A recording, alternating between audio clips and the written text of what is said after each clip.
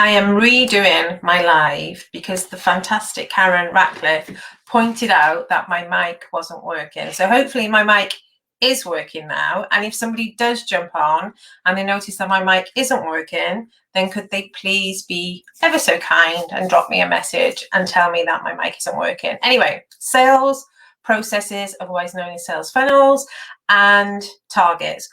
Three things I want to cover with you today. Number one is, what are your targets? Number two is why, if there is somebody watching me, so hopefully you can hear this. And if you can't, I'd be really grateful. Oh, it's got Facebook user. It says hello, but it doesn't tell me who you are because StreamYard, because if you grant StreamYard access at the top, I can then see you. So hello to whoever's joined me. And if you can't hear me, please let me know.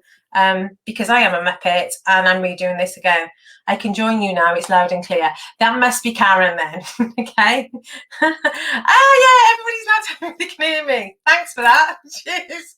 Oh, what a Muppet. Right, anyway, over to you lot, because this is all about helping you. Thank you very much for everybody who's now telling me that my sound is working. That's amazing, cheers. I have lots of technical issues. I have lots of issues, hence the reason why I was talking about mindset earlier. So 3 things I want to talk to you today about very quickly is 3 questions for you. Have you set your sales targets? Do you know why you need them? And do you have a sales process? And I have got notes in front of me, and I ripped them up after my broadcast, so please bear with me. So sales targets. Have you got sales targets for at least each month?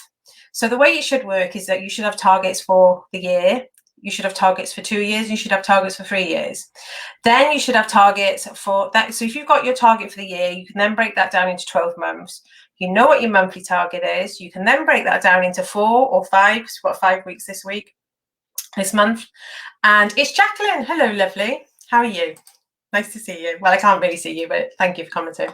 And I'm so on today. So then you know what your target is each week, and it makes it really easy then to slot your marketing into what you need to be doing. Because if you need to make a target, let me get my calculator out. So if you have a target of £2,000 for the month, and I've just put £20,000 in, that means you need to make £500 a week. Then whatever your products and services, you then know. So say, let's for argument's sake, because my maths is crap, say for argument's sake your product and service is £100, you know that you need to sell 5 of those, which then becomes 1 a day, which is quite achievable once you set your mind to it and you've got your sales process or whatever, your sales funnel as it's already known. So have you got your targets? And if you haven't, write them down, use whatever scrappy piece of paper you've got, just write them down, get it sorted. Otherwise you'll be running around like headless chicken. Why do you think you need these? Well, I've just answered one of the questions. You need a sales target and you need a sales process for 2 main reasons. You need to know what you're focusing on. That's your target. And your sales process will then identify what is not working and what is working when you look at what you're achieving and what you're not achieving. So to simplify that a bit better for you. So I want to do a really, really simple sales process, right? Because we're small businesses, our sales funnels, our sales processes should not be long-winded and complicated. I have this product. This is the product. I am going to market it this way. So I'm going to use email. So that's number 1. This is the product. Number 2 is how you market it. So what is the marketing tactic that you're going to use to put in front of everybody? So it could be, I'm going to do social media posts. I'm going to use email marketing. I'm going to use sales calls. I'm going to send out direct mail. That's a letter in the post, because they always kind of work. I'm going to have 10 discovery calls in a month, and from there that you're going to convert people. So what is your marketing tactic to get in front of people? Then step number 3 is connecting with them. So the connection is the call to action. If you want this product, you go to my website. This is how you buy it. Click on this link, because we make it really difficult for people to buy from us. If it's a discovery call, go to my Calendly, book in, make it really simple.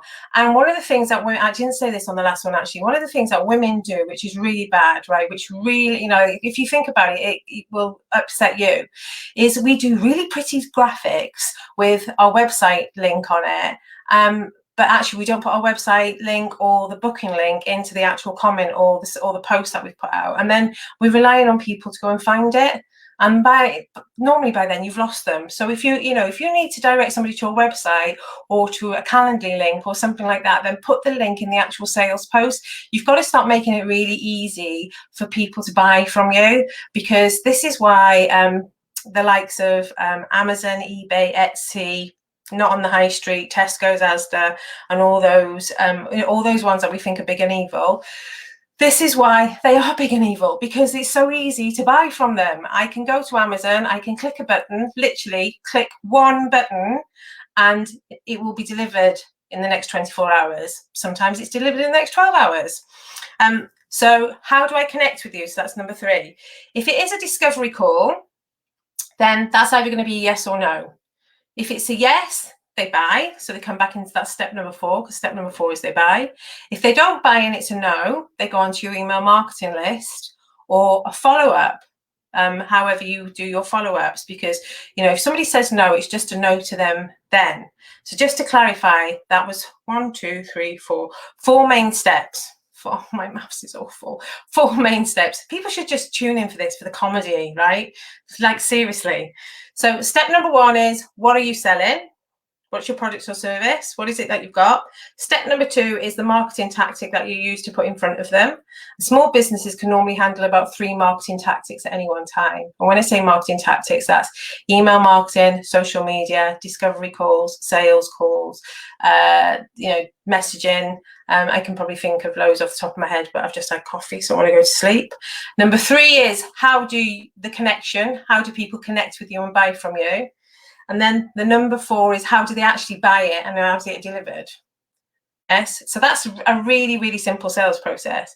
So, and I need to know that if I'm working with any client, because women, again, sorry, you throw all the baby out with the bathwater and all of that, because you say, mine's not working. Well, actually, it's one of these things probably isn't working, and we need to find out which one isn't working. Now, there was a brilliant conversation in a women's networking group this week, where actually what people started to realize was their the offer was kind of okay, how people bought was kind of okay, how it was delivered was kind of okay, but probably the messaging wasn't right, and maybe the call to action wasn't quite correct. So it's normally just one thing that needs tweaking. So please go away, sort out your sales targets, write down on a scrappy piece of paper, like I did earlier, literally, what's your sales process, and then let me know. And you need a sales process for your marketing to work. Your marketing is not going to work if you haven't got a sales process and you haven't got a sales target. You can't, they go hand in hand, but that's another conversation altogether. And bless her, Karen Ratcliffe said, this is me. This is me. All of a sudden I feel like I'm on the, I can't remember the film, Greatest Showman of the World. This is me. I'm not quite sure what you mean by this is me, Karen, but scrappy pieces of paper are always fine. As usual, any questions, let me know. I'm really sorry my mic didn't work earlier, and I need to go because I've got a client shortly who I need to go and do some work with. So any questions, my lovely ladies and people who have joined, just drop your comments, and thank you once again to Karen for pointing out that my mic wasn't working. Speak to you all soon. I hope this has been helpful.